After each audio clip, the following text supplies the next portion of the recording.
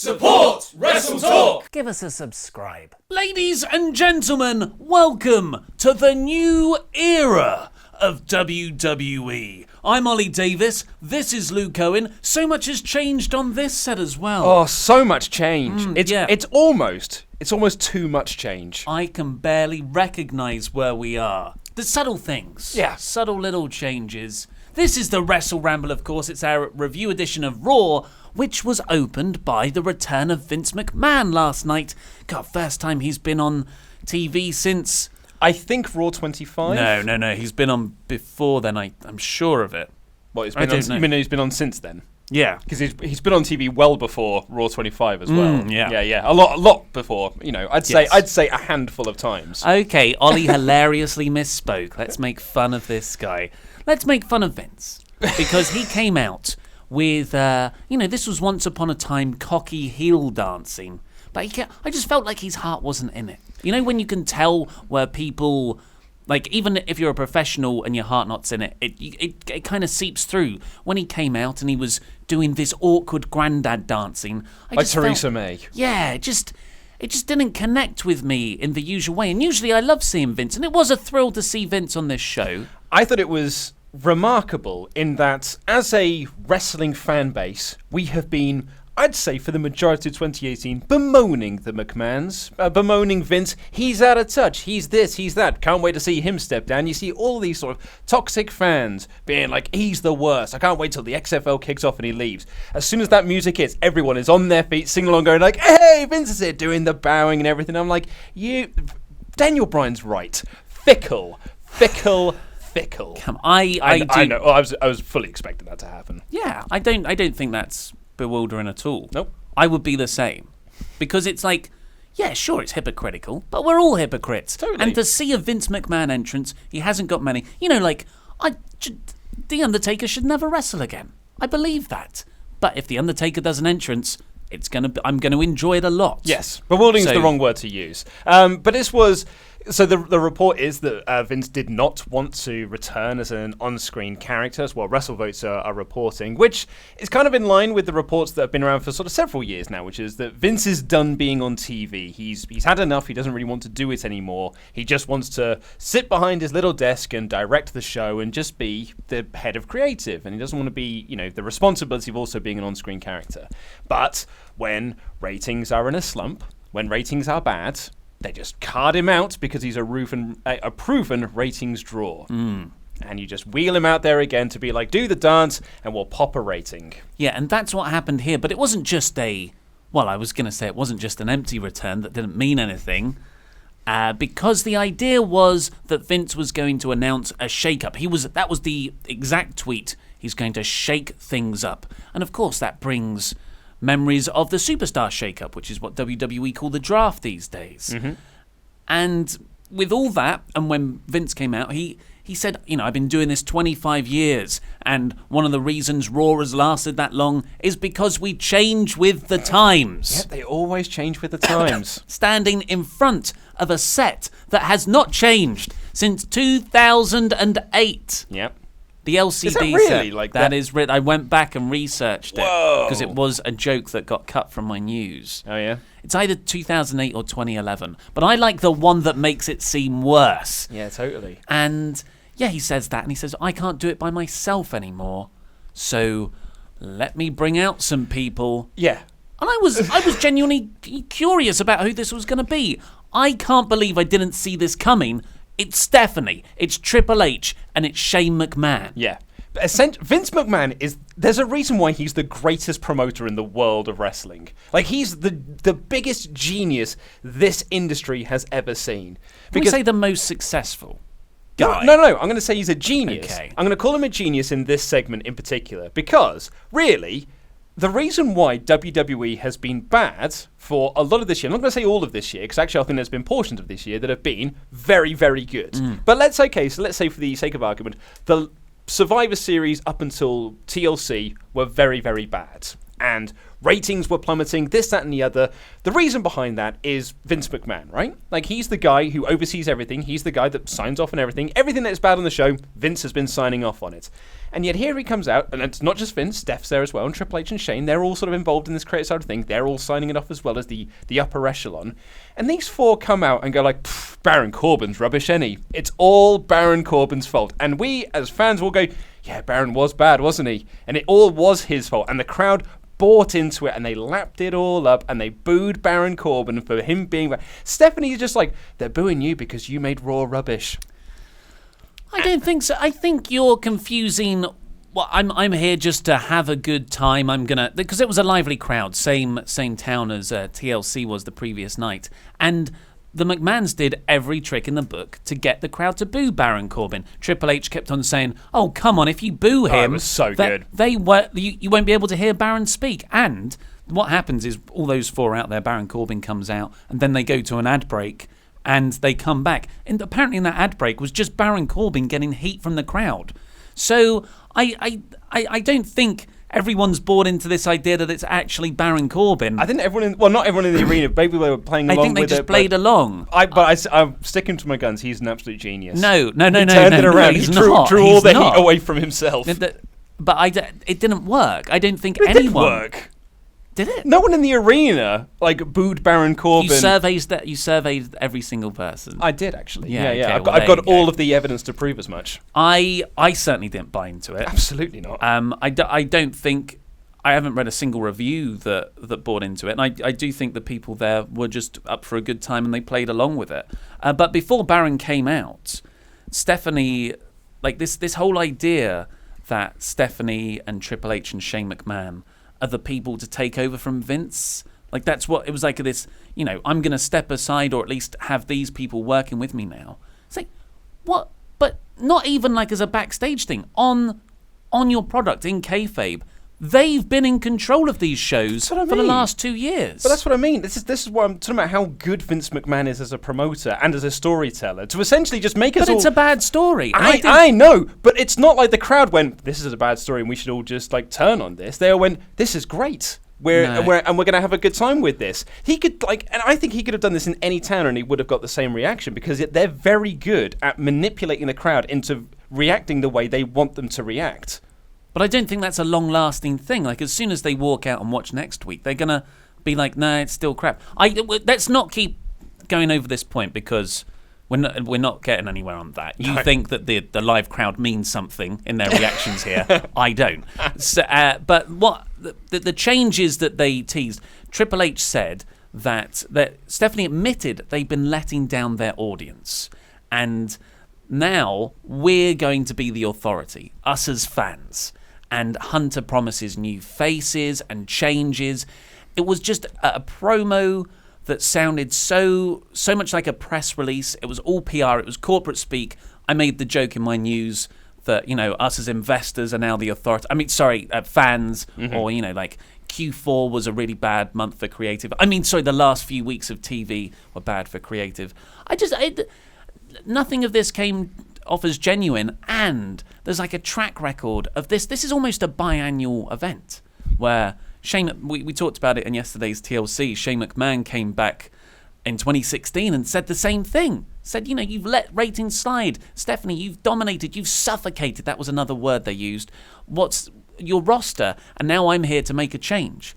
And yeah, they did the brand split, but nothing really changed. No, and nothing will change next week. In fact, we know nothing changes next week, and we'll have to wait and see until the new year what really comes of the... Because, okay, so are the McMahons going to be on every show now? Are they now just all four of them going to be across every show as on-screen characters doing the backstage segments? If so, what's the need for Paige on SmackDown? I guess we'll find out more on SmackDown tonight, whether or not we see... Will we? Well, we might do, because if we don't see any of them, if we just see Shane, then maybe Raw's its own little separate entity where all four of them are on, but SmackDown just has Shane and Paige. That was the other thing, that Shane was out there, and Shane also apologised, and for SmackDown. And I was like, but you're one of, we don't love it every week, but you're one of the more celebrated shows of WWE. Why are you? I just thought it all rang hollow. And because of past experience, like fool me once WWE, shame on you. Fool me 14 times. Yep, we'll still shame be here. on us. I liked it when Triple H and Shane hugged. Like Survivor Series last year meant nothing. And weren't Stephanie and Shane meant to be in this really tense That's the whole point of the negotiation about Lars Sullivan lurking? Well, that was the whole point of the brand split as well, is that Shane and Stephanie are supposed to be at war with each other, but they only bring that up when Survivor Series rolls around, I guess. And then they never bother to mention it ever again. And then they're just here hugging, and they're all on the same page. And yeah, it is.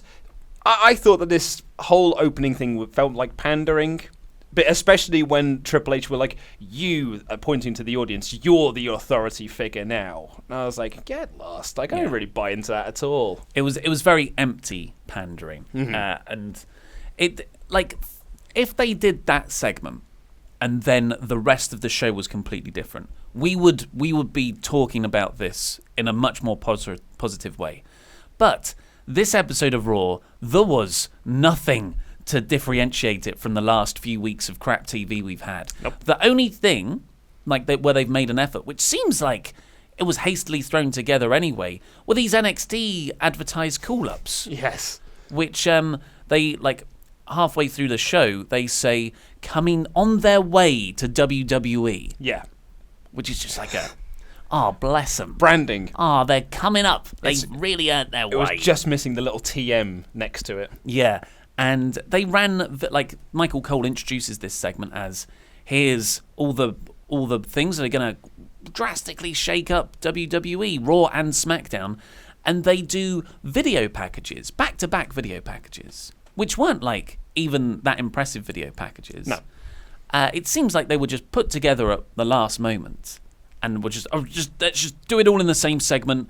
And we won't have interviews or anything. It will just be back-to-back. And if you're a wrestling fan, if you're a WWE fan that's been watching this product this year and you've seen what has happened to the NXT call-ups in 2018, why on earth would you be excited that Lacey Evans is coming up to TV now, or Heavy Machine or anything like that? You can't be like, well, that's going to make me tune in next week. Well, I mean, do you want to talk about the call-ups now? Yeah, we'll do it now. So we've got Lars Sullivan, which has been announced for a month. Yep. So that's I don't really count that. I'm not counting it either. We've got Nikki Cross, who has already debuted, really. She's been on the SmackDown touring team for the last year, basically. Yeah, she did a surprise challenge for Becky Lynch on the November UK shows for SmackDown. And then, like you said, Lacey Evans, who I've written down as Lacey Sullivan, and even had to re-record that bit in the news. I was like, they wouldn't have called them both that, right? Heavy Machinery, which they're awesome, but they're one of those acts that can be protected in NXT. I think they're still probably a bit green, but I fear that is going to be they're going to be mishandled on the main roster. And I don't think that's me being cynical. I think that's me looking at what's happened for the last 3 years. They'll be the Ascension. Yeah. Come March, they'll be the Ascension. Or I was thinking more Enzo and Cass, where they just level out, because they have got a lot of charisma, and then they just break them up. Yeah.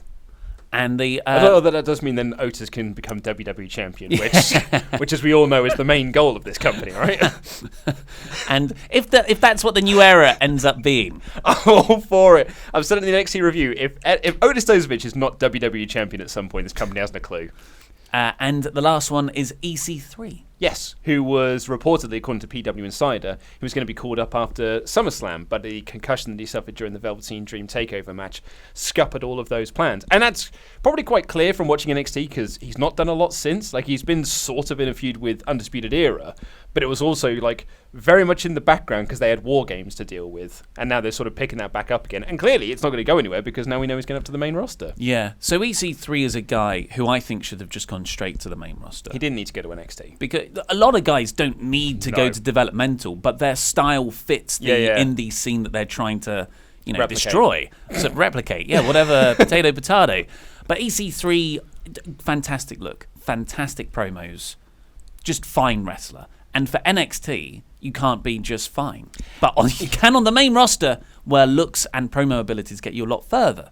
And you got to worry as well about the character he's presenting, that they're going to present him as a bit of a comedy goof, because his video package was him in a suit, then undressing, with a lot of focus on him pulling down his trousers to reveal his butt.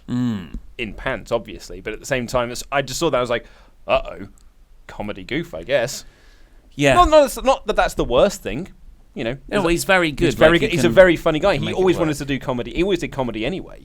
So maybe it can work. But, like, I mean, we were talking about this in the office earlier. These call-ups just say to me, what WWE fans like is NXT. So, to placate those fans, we're going to give you NXT call-ups. But we don't want to give you any of our top guys because we still need them to sell tickets to the NXT live events that we're not really selling a great deal of tickets for anyway. So we can't give you a Matt Riddle, we can't give you Keith Lee, we can't give you the Undisputed Era, we can't give you Ricochet, can't give you Aleister Black, Johnny Gargano, Tommaso Ciampa, basically all of like the top group of guys and girls, Shayna Baszler, I mean, this and the other. Pete Dunne, Tyler Bate. Exactly, all of like the people that really, the NXT that really get into. We can't give you any of those, but we can give you some of our main, our mid-card cast-offs that we're not really doing anything with, and we have no big plans for. Hence why we're getting Heavy Machinery. Hence why we're getting EC3. Hence why we're getting Lacey Evans. They're not, like, these aren't people you're going to sell tickets off the back of, but they'll probably be, they're good fodder for the main roster, and as a way to be like, hey, we're giving you NXT call-ups. We're giving you what you want, right? Yeah, and you just look at these. You've got the track record of this year of NXT call-ups, none of which have done any good at all. Drew McIntyre's more of a return, I would argue, and he has been handled very well. But these 6 aren't even in my top 15.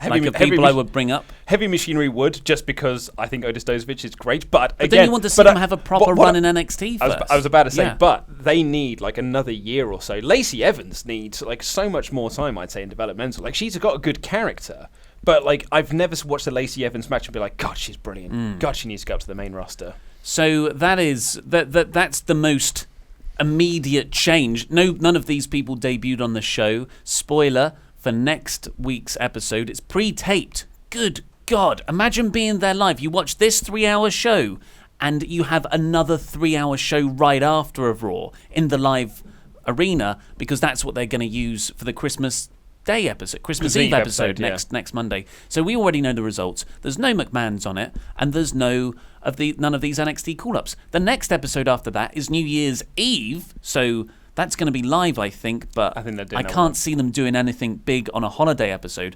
So all of these changes, nothing's going to happen until 2-3 weeks' time, in which case, why announce it? Further to my point of Vince McMahon's a genius, don't put the McMahons on the episode that no one's going to watch, because then when they return and a rating bumps up again, hey guys, look, we're a proven ratings draw.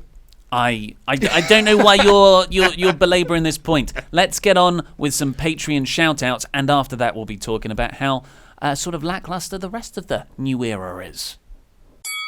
It's the part of the show where we give a shout-out to all our $25 or above Patreons, the Pledge Hammers, on WrestleTalk's Patreon page. Thank you all so much. You are our favourite fans. They're the best ones. If you want to be part of the SWAF Nation that gives us money, just head over to the Patreon page. We're going to have a review of December to Dismember. I said it right for once. You did. The pay-per-view that sunk the ECW relaunch and, got Paul Heyman fired effectively the very next day. It's arguably the worst pay-per-view WWE have ever produced. Yeah, as bad as this episode of Raw, or like as disappointing as this episode of Raw was, and people go, oh, Raw's the worst ever. No. No. And we've got a Patreon podcast exclusive to it to tell you why. But that's going up this Friday, so you want to go over there and donate for that. So thank you very much, Paulie Dangerously Jarman. Yes, Paul. Yes. Lovely stuff. The $100 man, CD Horville. Woo! Oh, yes. These are cheap pops, by the way. The Mayor of Painesville. The real Dan's Dan. Always the bridesmaid, but actually quite frequently recently, the bride. Dan. Dan, good work, Dan. Thank you very much for your care package. We're going to open that up on the Christmas episode we're going to record on Thursday. The Craftsman Blake Carpenter. Build us something. Builder stuff. The event known as Chris Anderson to decide the best in the world. Chris Anderson, man. Good work, my man. Trophy. Adam and the Anthony Bergeron. Prince Charming. Ooh. As a bit of an update as well, WrestleTalk Andy Datson has cancelled his patronage. It was officially revealed today. So we're going to have words. Asuka's future husband, an EOF one-man wrecking crew skin trade. Yeah. Not as nasty a name as it sounds. He explained it to us. And now I get to do this one. You'll never get this name right, you idiots. Matthew Zeminjowiski. Sure.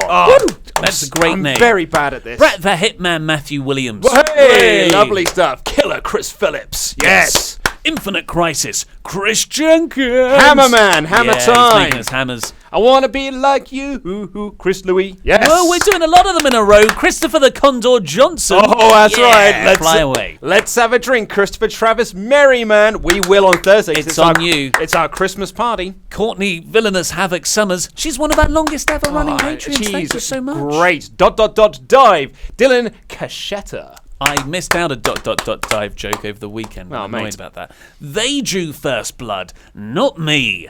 Grace Rambo. Such an old movie reference. Grace Rambo is just a great name. It really is. Steep climb, James Maccahill. It's a hill thing. It's a hill one. You sold out, Jay Sellers. Oh no, or you did didn't. You buy in? You bought in. Jonathan, the headmaster headman. Don't worry, guys. We're nearly at the end. Yeah. Juan de Dios, Infinite Gauntlet. That's right. Yes. The dubbed version. And finally, for this episode, stay hyped, Kyle Rowley. Rowley, yes, lovely stuff. Forgot we had to do a last pop. So we're going to have more of these $25 and above shout-outs on the SmackDown review and the NXT review on Thursday. Haha, it's a Raw review looking jacked, man. As part of that opening segment with all the McMahons, by law and actual children, they had Baron Corbin come out. We already spoke about that. And it was the McMahons going, ha, well, you can have your Raw GM spot if you beat the next person in this match. My favourite feedback I've seen to this segment so far is everyone going like, it just made me feel really sorry for Baron. Oh, really? Yeah, because this was a guy who, I didn't see the point of this segment. No. Because we already had this at TLC. Totally. Almost this exact same segment, they just did it again. Without Finn Balor. That is the only difference.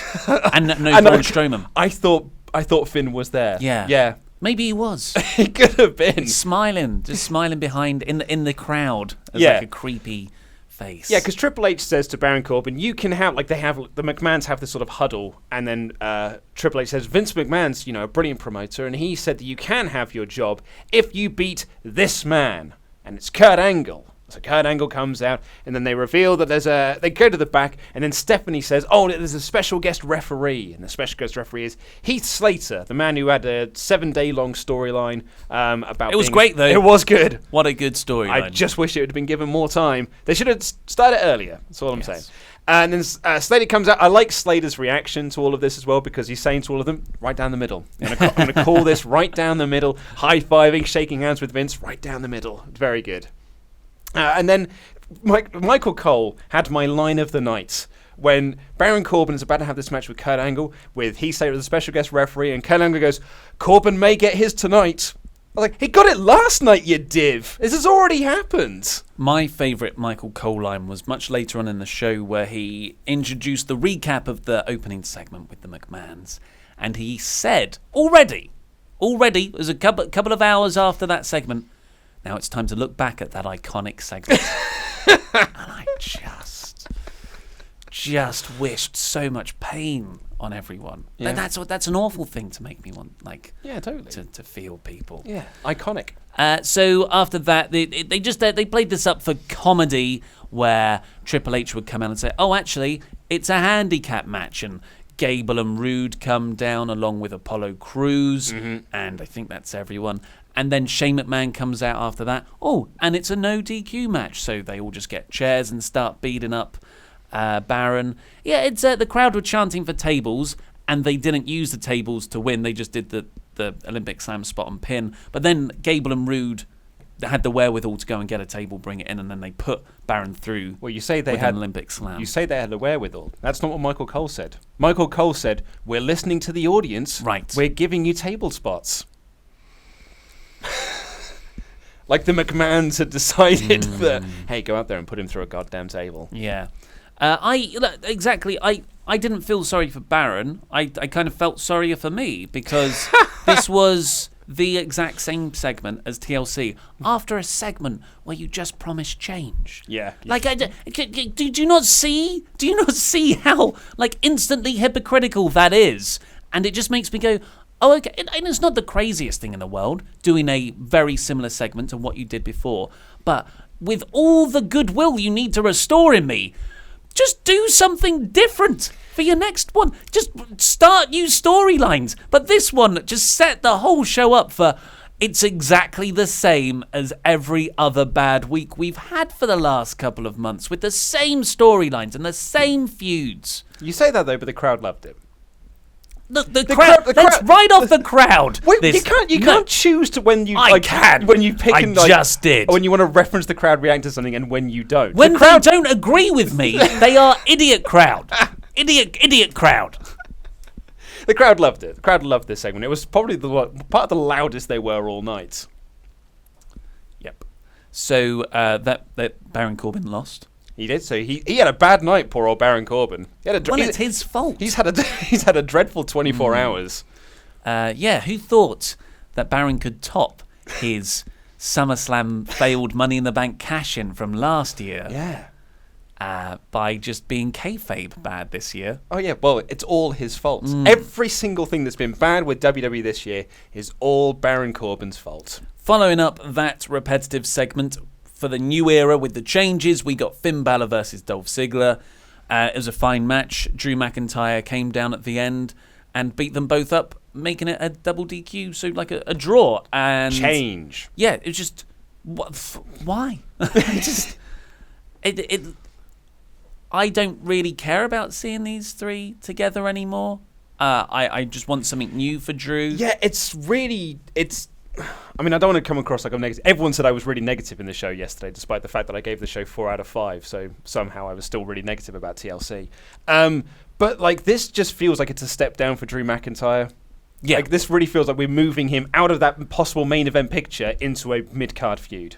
Yeah, totally. Because he was like at the top. He was main eventing with that really... I really enjoyed the victory over Kurt Angle.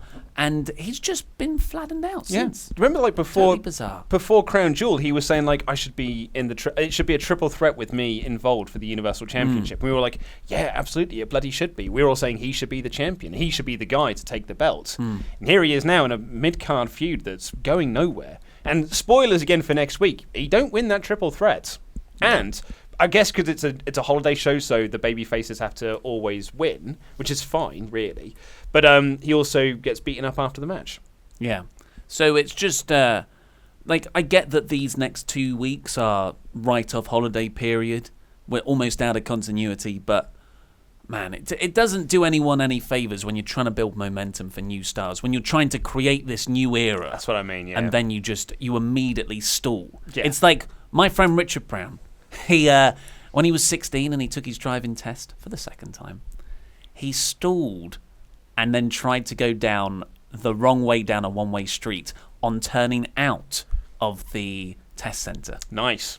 That's what WWE have done with this. They have immediately failed. Like, that driving instructor, he said, because it was an instant failed for this driving exam, and he said, shall we carry on? And the guy goes, well, it's good practice. That's what they're doing. Ugh.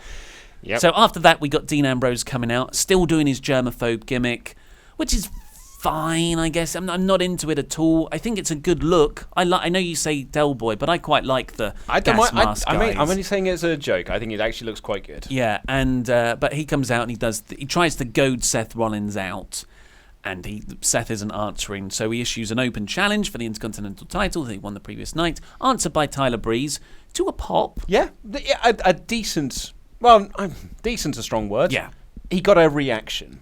A relative on this show. Yes, he got a massive pop.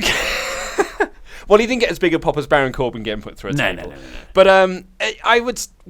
said, when Seth did the open challenge deal a couple of weeks ago, and it was answered by Dolph Bloody Ziggler, we were like, God, like, why wasn't it someone like a Tyler Breeze? Just further proof that WWE watch this show and listen to the things that we say. When they're saying we're looking to what fans want, they're just talking about me and you, basically. Yeah. Because and I keep trolling us. Because I keep calling Vince McMahon a genius. And so Tyler came out here and he didn't really get this reaction. And I suddenly thought to myself, I was like, well, why would people give him a reaction? Because he's not done anything in 2018. He hasn't really done anything since the Fashion Files got taken off TV and moved to the WWE.com. And even then, I don't think they're doing anything with that now. So why would people react to it? Yeah, totally. It was that little pop, but the actual match was very quiet. No one bought into a single near fall. And he hit his finishes. Yeah. He hit the beauty shot and the supermodel kick to no reaction whatsoever because the WWE audience don't know that those are his finishes. Corey Graves does because he put them over on commentary, but the crowd are just like, moves. And again, Dean, you came back. We were so into you. You changed up your style as that sort of unhinged baby face when he came back, and he was more of a brawler.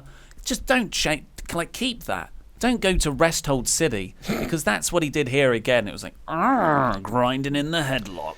Yes. Let's work over the crowd and make them actively bored because that worked out so well the previous night. But Michael Cole did put over Tyler Breeze's match with Ricochet last week on NXT. So Ricochet got mentioned on WWE Raw. Yes, that was before the NXT call-ups were revealed. Yeah. So that got me excited. That Ricochet might get called up. Well, Come you never on know. now. Come on, man. I was up for a new era. They just promised me the freaking world in the opening segment. Yeah. And then they give me Lacey Evans. I didn't even know her last name. I thought she was called Lacey Sullivan until my Raw review and I double-checked it. Yep.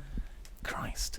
She does have a mean right hook, though. Ambrose won. Women's rat. Shock. And then he continues to call out Seth and, I bet you didn't see this coming. The gas mask, 3 of the gas mask people line up on the ramp, but the other one gets in behind Dean and reveals it's Seth. Oh my God. So why don't you sort of interfere in the match then? Because I guess he wants to win back his title. Win back the title, I get that. But you can still, I think, screwing with Dean. I mean, you could have cost Dean the title and then had a match with Tyler, I guess. Yeah, a wounded Tyler. Yeah, I don't know. And you're more likely to beat Tyler than you are Dean. I just thought it was weird as Seth, who's trying to frame his new character as this locker room savior, just sort of stood there for his own personal gain while Tyler Breeze. Yeah. It's not like Dean Ambrose cheated, I guess. It's not like Seth. But then make it that story. Yeah. But change is the same Seth and Dean feud, which we're all quite audibly bored with now. Going by TLC, certainly. Then Charlie was backstage with Shane McMahon. He says the new faces will be seen on Raw and SmackDown, and Drake Maverick walks in with AOP and sort of introduces Shane to AOP. And he said he wants the tag team rematch for the belts, which they lost last week on Monday Night Raw. And Shane says, and I think this is, a lot of people are saying this online, but I don't know if this is official because this is the other bloody thing with this new era. Nothing is like set in stone. They just sort of say things generally, and then we go like, so what does this mean? Like, are all the McMahon's baby faces now? Is Stephanie a baby face? Are they all going to be on TV at the same? I don't know. Is Shane a Raw? Like, why does he have authority on Raw? Yeah. He's the SmackDown commissioner. And then, so I think the other thing they're doing away with is the automatic rematch clause. Which would be a great thing to come out of this. I've been very vocal about how I think that just facilitates lazy booking. I do not think for a second that they're going to stick to this. I think the Monday after Royal Rumble, in fact, put this down, this is my first 2019 prediction, Luke. The night after the Royal Rumble, there is going to be one title rematch from the previous night's show. I think you're probably on a safe bet for that one, which is why you can't have that, because it's got to be a Evens. wild and wacky prediction. It was funny, actually. I was thinking about our 2018 predictions, because I've gone back to listen to the episode so that I could jot them down to a document for us to do when we do the 2019 predictions. One of your 2018 predictions was Vince McMahon is going to step down from the WWE. And when he came out here, in my head I suddenly thought, with like 2 weeks to go before the end of the year, Ollie is going to steal one of these. I got excited too. So Shane McMahon says, the specific phrase was the automatic rematch clause is antiquated. Yes. So that didn't That wasn't like I'm dropping it. I don't know what authority he would have to drop it. Well, he's a McMahon. Yeah, of course. And he has the power to book number one contenders matches because that's what he did. AOP and Drake Maverick sort of push for a rematch, and he says, no, you're going to have a number one contenders match where you earn an opportunity. Yeah. Which is a SmackDown thing coming from a guy who put himself in the Best in the World tournament in the finals.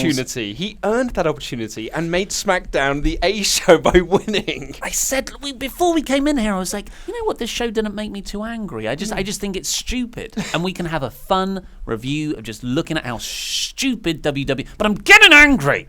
No, I'm still having fun. I'm still having fun. You're just like Heavy Machinery.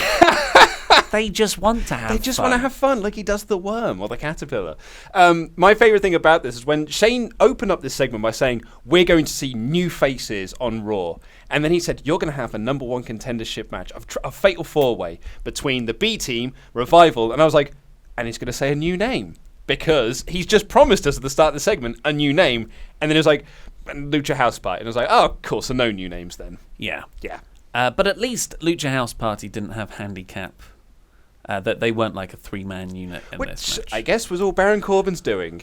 So after that, so that match is made. Then we get the On Their Way to WWE montage marathon. Yeah, I'm so glad that Laurie and I did our NXT 2018 in review episode. I'm so glad we pre-recorded that yesterday, in which we spend a good 5 minutes talking about Nikki. Like, Nikki Cross needs to be called up to the main roster. I'm almost certain we talk about Lacey Evans in there as well, and Heavy Machinery. Oh, dang it. I mean, I'm still hopeful, eternal optimist, that when they debut these people, Undisputed Era just come out through the crowd and beat them all up. And we're like, no. And they do my superior fantasy booking idea. You lost on? We do not get call-ups. We take our call-ups. You lost that one, right? Yeah, well, you know, in the popular vote, I was going to say the same fans that think Vince McMahon's a genius and sheer stupid angles that were on the previous night. When people disagree, and we got some video packages to them, and then all the changes. Leo Rush introduced Bobby Lashley, and they did some Your Local Sports Team, pointed at his butt. And Elias came out of nowhere and cracked him over the head with a guitar. Lashley no-sold it. Elias ran away. Yeah. Change. Corey Graves then said that Lashley played While My Biceps Gently Weep, which Michael Cole laughed at and then said those were his glutes. I was like, that's not the point of the joke, Michael Cole, which makes me think he's never heard While My Guitar Gently Weeps. No, that's his generation. he grew up as a 30-year-old man listening to that. That line I laughed at. I guffawed when he said that line. I did as well. Corey does make things salvageable sometimes, but this is, this whole idea of change. They have been feuding in a heel face switching around dynamic since before SummerSlam, since WrestleMania. Yeah. Bobby Lashley debuted beating up Elias. I actually thought about this today because I was Googling images for the news episode, and I Googled Bobby Lashley versus Elias, and it just came up with Bobby Lashley beating Elias up as a babyface, and I was like, God, they've just been tied together all year long. It's just like a joke. Like, fine, you just phone in an episode, it's the holiday period. But don't do that after you've spent 20 minutes in the opening segment saying how we're going to start listening to you and how everything's going to change. I'm saying the same thing over and over again. My favourite thing about change is the McMahons on TV again. Like, that's not change. That's what we've always had. And it's not like they've been away for a long time. Stephanie pops out whenever she needs to make a corporate announcement. Yeah, absolutely. Why is Bobby Lashley not upset that Baron Corbin's lost his job? Yeah, you can't get rid of Shane.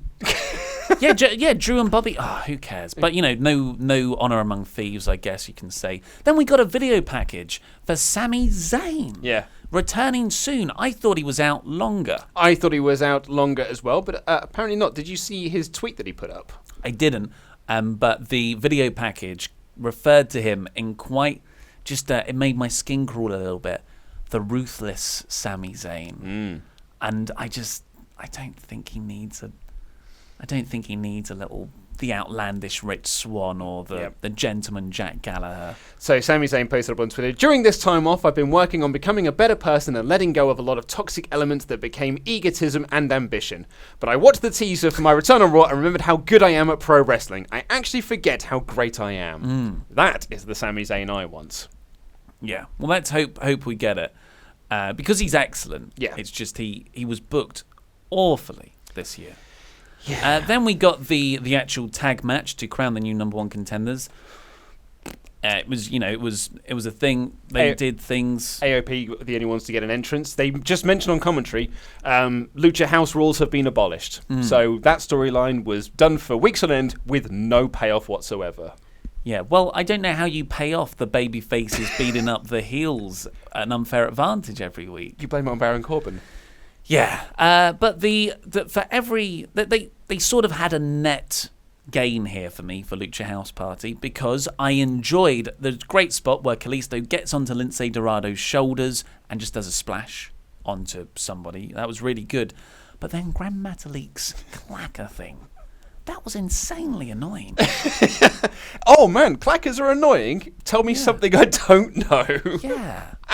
Clackers have always been annoying. I know, but has he always had that? Yeah. Oh, wow. And it's massive as well. It's like a ginormous He's clacker. quite short. Oh, is that what Yeah. it is? It's perspective. And the crowd 100% did not react to this. But again, why would the crowd react to this? You've spent all of 2018 presenting your tag team division as a joke. So why would anyone get invested in these four teams? So this is change. We are like starting a new era. We'll see how long the tag team thing lasts.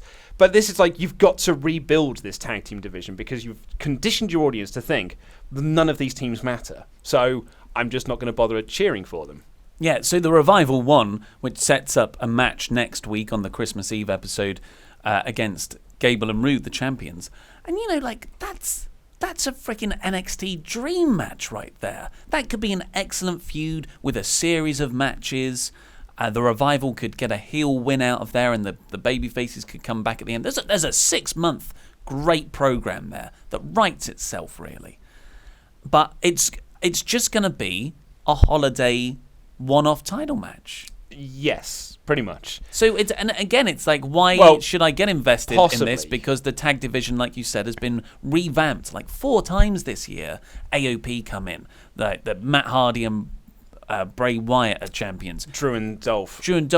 The freaking Shield, Seth and Dean, and every time you're like, oh, okay, here's where you're going to pull the trigger now. Here it is. The Revival get a little bit of a push. They're building up to something. No. Every time it's just been not followed up the next week. So the report is that there is like a possible shoulder up during the match, so perhaps they are going to spin that off into more stories. That's not a good story, though. I know it's not. I didn't say it was a good one. I'm just saying that they might be doing something extra with it, but I don't know. But this really felt like a pandering win of like, we are listening to our fans. We know that you want to see the Revival get pushed, so we're going to give them a win. It's like when Zack Ryder got a push, but it wasn't really a push. Yeah. Then we got the Seth Rollins promo after that, saying how Sunday night was the worst night of his life, lost the Intercontinental title to Ambrose, and he heard the crowd during the performance where they chanted, "This is boring." Yeah, and chants for Becky Lynch and said that, hey man, it's my responsibility to entertain people, so I'm sorry, I'm going to do better next year. It's like Seth is trying to personify Raw here. It's like all the points were hit. We are listening to fans. I heard your chants. I'm going to do better. Just to keep that crap to the McMahons. Seth's one of the guys that you want to turn into a top babyface next year, as opposed to this flattened out. Remember how hot he was at the start of the year? It's making me angry. Then Ronda Rousey came out. Oh man, you want to talk about this segment? This segment. The whole thing? Not the whole thing, just one point of this. Okay, you go for it. Well, so Ronda Rousey comes out and she delivered on her promises from Sunday. She beat Nia Jax, she beat up Becky Lynch, she beat up Charlotte Flair. She did everything she set us to do. That wasn't a great promo from Ronda, in all fairness. And she was like, "But I'm more than just a champion. The champion should be the best of the best." She was kind of losing the crowd a little bit to Becky Chance, but she said, "I'm now going to defend my championship in an open challenge." So it's our second open challenge of the night. Who's going to be the person to come out and fight me? And there's no reaction. And then it cuts backstage, and all of the women are at gorilla position, shouting for their music to be played. And he was like, oh, this is chaos. I like that bit. I was like, oh man, this is chaos. Who could possibly restore order to this? Of course, it's Stephanie McMahon. And Stephanie McMahon comes in and she's like, hey, for God's sake, you guys, obviously I'm going to save this segment. And she brings them, she marches them all out onto stage to essentially go like, you are acting like children. I am going to look after you all. Just like she did when she brought in. They did the NXT call-ups of Sasha Banks, Becky Lynch, and Charlotte Flair, and Stephanie was there going like, you're going to be in this team, and you're going to be in this team, acting like they're playthings that she's just playing with. And she did the exact same bloody thing here. This division cannot be taken seriously because Stephanie McMahon needs to be here to make sure that she knows that everything can run smoothly. And that's what she did, and she ordered this to be an 8-woman gauntlet. Yeah. I hated this. Yeah, I mean, I didn't like it as... I didn't dislike it as much as you did. It was just lame. It was just lame. So really. lame. And the whole Stephanie was a babyface here, but didn't she have a blood feud with Ronda? Yeah, but she was just a babyface at the start of the show as well. I think she's now just a new babyface. Stephanie changing between babyface and heel on one show is not anything new. But yeah, I don't like her screen presence. Haven't for about a year now. And she used to be so good at promos and getting heat. But yeah, so this turns into the 8-women gauntlet match with... so Bayley eliminated Alicia Fox, and then she eliminated Dana Brooke. And then you're like, okay, maybe they're going all the way with Bayley. Maybe this is the new era. Women! WWE love women now. Hey, man, they gave them an hour pretty much for this gauntlet match. They took up the entire third hour of the show, really. And that's a good thing, right? That's sort of the thing that we've been asking for. So that I'm very much on board with. Not so much the Stephanie McMahon being the child playing with her toys. Not so much into that bit. But, and you're right, I was like, I think they're going to do something with Bayley here because she was working through a knee injury, which she did at Seth Rollins and just stopped selling after a while. And she's selling her knee so much, she went to the top rope to do a move. Come on, man. But unfortunately, she only dispatched Fox and Brooke. Oh, no, my favourite moment was in this Dana Brooke, though. This Dana Brooke match, though. Dana Brooke, such a tactician, such a smart wrestler, Dana Brooke. Bayley is selling her leg, her knee. Her knee is visibly injured. Her knee, she can't even stand. Dana tried to Irish whip her, and Bayley couldn't even stand up. She fell down. And Dana Brooke saw this and got a headlock in. I was like, work the leg, yeah. Dana. Come on, man. It's right there. Locking in her headlock. Come on. Just panic. Headlock.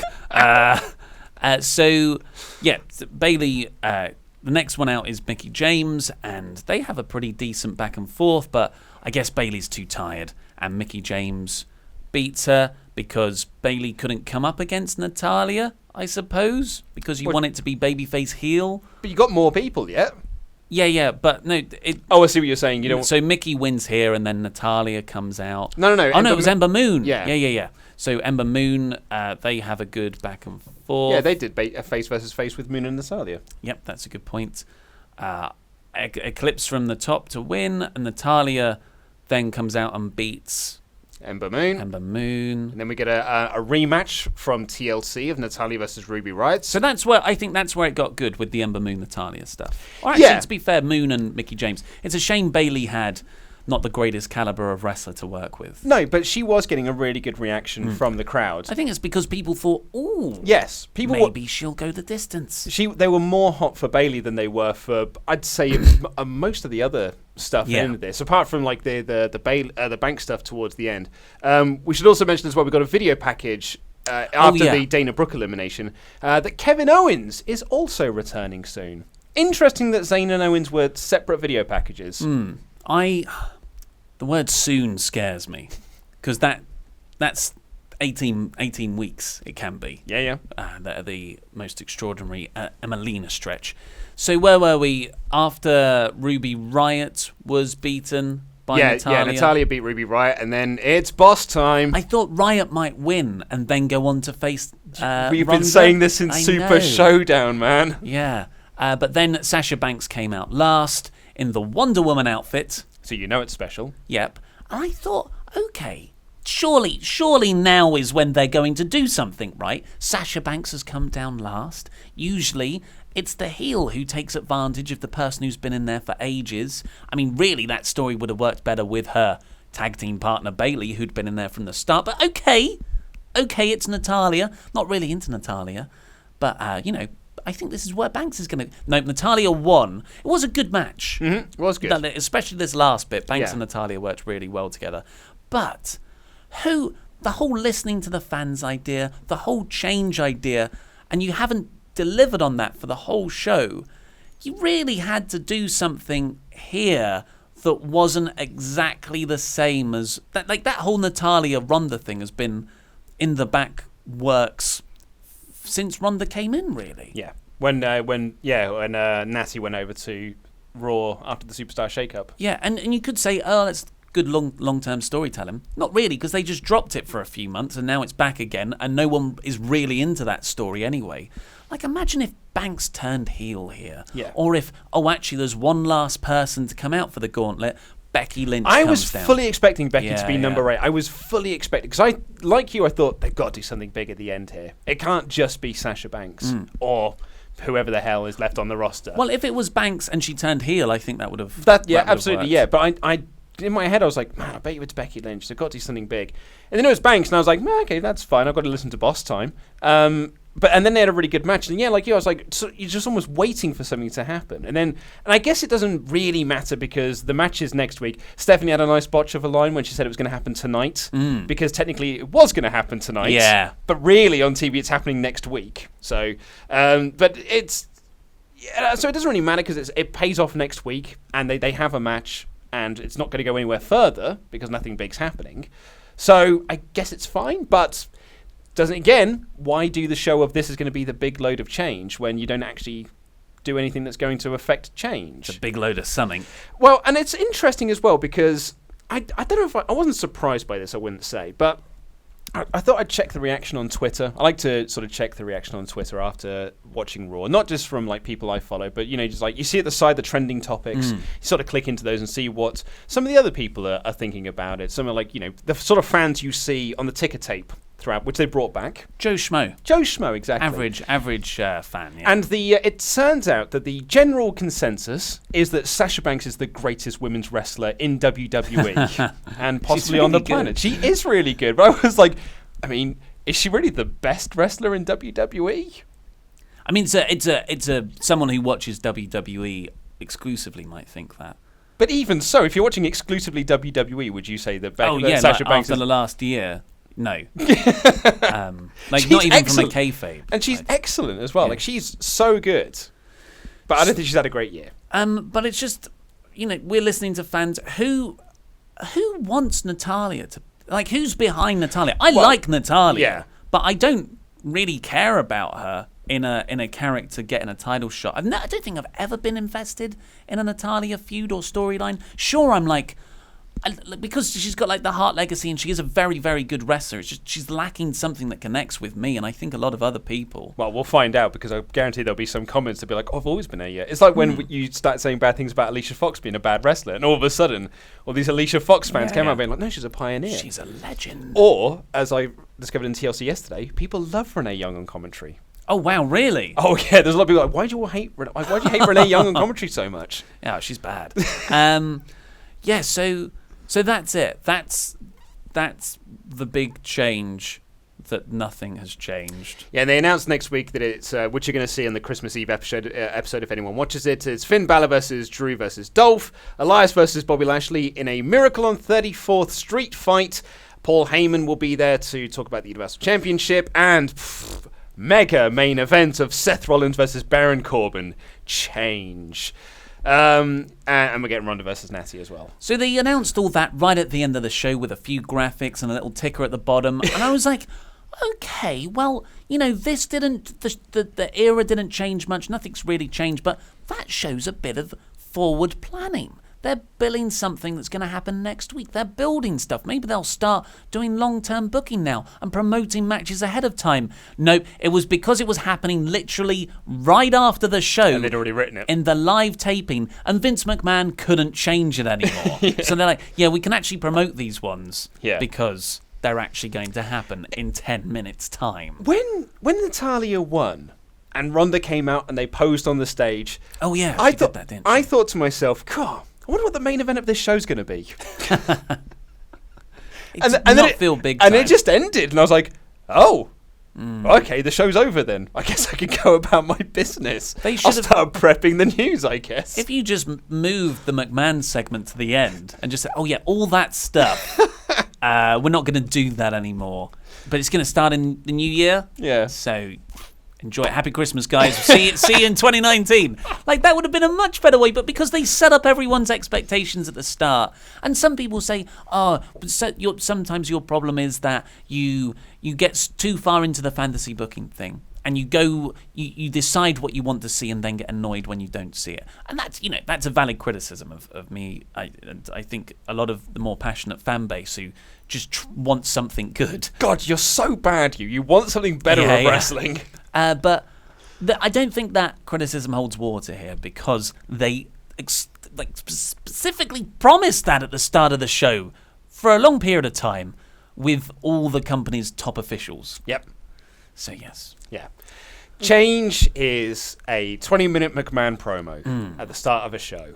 So we're going back to 2006, I guess. Come back to any period of WWE, really. I gave it 2 out of 5. Yeah, I suppose that's fair enough. I didn't actively hate the show. I hated the Stephanie McMahon thing, but that was about the only thing that I actively hated on the show. I thought everything was broadly fine. Yeah. And it was laughably silly. The only annoying thing is that they promised us something else. Oh, yeah, totally, yeah. Well, that's all we've got time for today. Please click the videos that have just appeared on our laps to catch up with the latest WrestleTalk things, and this button right here, which will subscribe you to the podcast version of this show with exclusive intros and outros that we're going to record right now. I've been Ollie Davis, this has been Luke Owen, and that was Rambling.